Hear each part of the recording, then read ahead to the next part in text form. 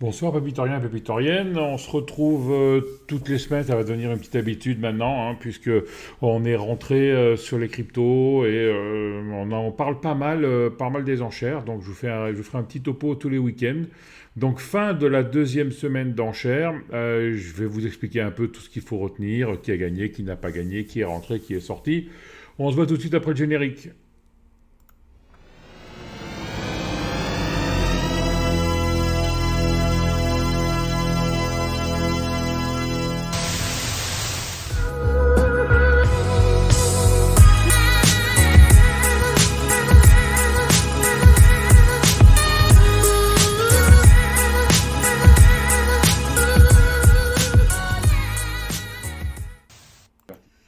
Pour commencer, je vous laisse le petit disclaimer comme d'habitude pour vous rappeler que nous parlons d'argent. Faites très attention, en aucun cas ce sont des conseils. Il y a beaucoup de perdants et encore plus sur les cryptos. Je vous rappelle que ces enchères, vous bloquez de l'argent, vous bloquez des dots. Dans ce cas des dots ou des KSM. Donc dans le cas que je vous présente actuellement, c'est les Polkadot. Donc vous bloquez des dots pendant 2 ans et vous les retrouvez à la fin, vous retrouvez le même nombre, le même nombre de dots que vous avez bloqué, mais on verra le prix dans 2 ans, ce sera un peu la surprise. Donc sachez-le bien, je le répète à chaque fois, mais c'est quand même important qu'il n'y ait pas de quiproquo. Faites bien attention. Voilà, on va passer maintenant sur cette deuxième semaine. Donc fin de deuxième semaine, on voit que Moonbeam a gagné ses deuxièmes enchères avec 35,75 millions de dots bloqués. Donc c'est-à-dire si on prend à 40 dollars le dot, ça nous fait 1500 millions de dollars bloqués, ce qui est quand même pas mal, c'est énorme. Donc Moonbeam finit deuxième avec une très très grande avance sur le troisième. Ils étaient d'ailleurs sûrs de gagner. Et pour éviter de diluer un peu les contributeurs, c'est-à-dire les contributeurs ce sont ceux qui ont bloqué les dots, ils ont décidé de ne plus prendre de contribution depuis lundi. Parce que de toute façon, ils étaient sûrs de gagner. Et comme la distribution de leur monnaie, le JLMR, était proportionnelle au nombre de dots bloqués, ils ont décidé de ne plus recevoir de contribution depuis lundi. Donc voilà.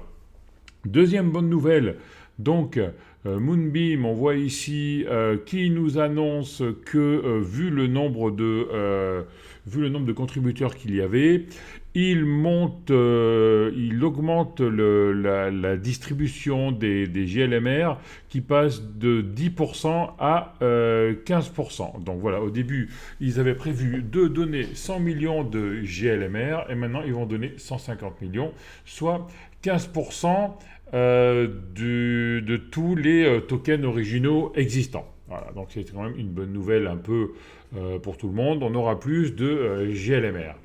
Que dire de plus Voilà.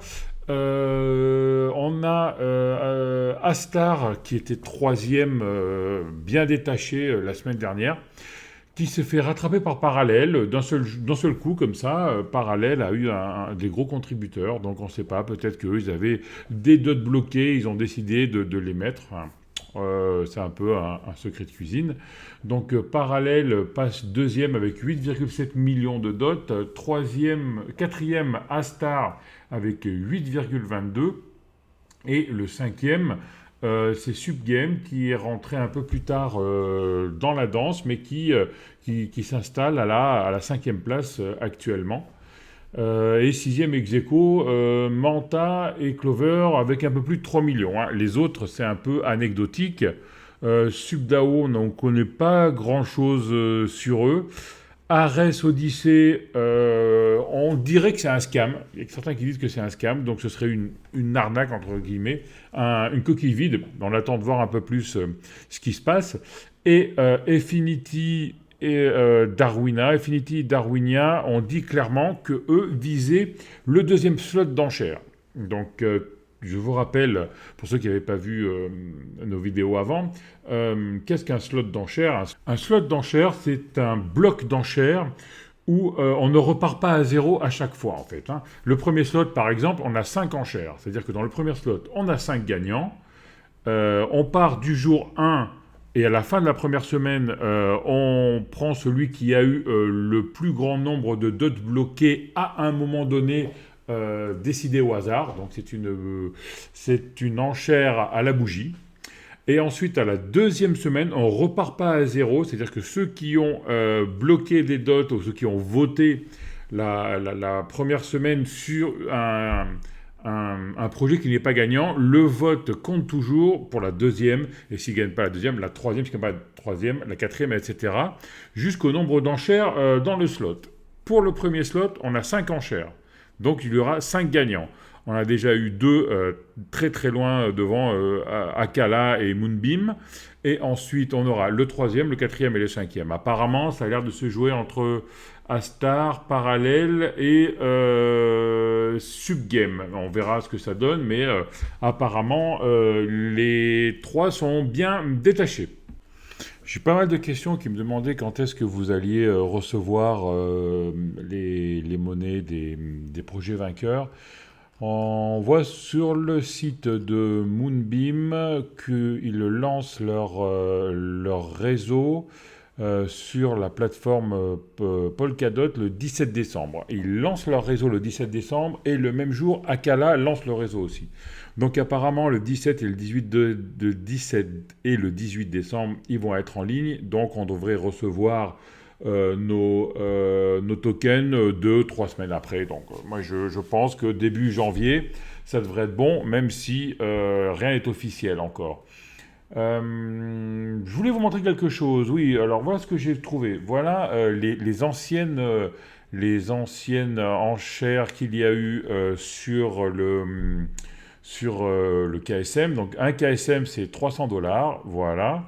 Donc, pour chaque KSM bloqué, les projets gagnants ont donné leur token, c'est-à-dire que Moonriver a donné le Mouvre, Genshiro, qui a gagné la semaine dernière, a donné le Gens, Shiden, SDN, etc. Hein. Moonriver, c'est le même projet que Moonbeam, Shiden, c'est Astar, etc. Donc, vous avez reçu, les gens qui ont participé aux enchères KSM ont reçu 14 monnaies en Moonriver et pour un montant de 4 435€.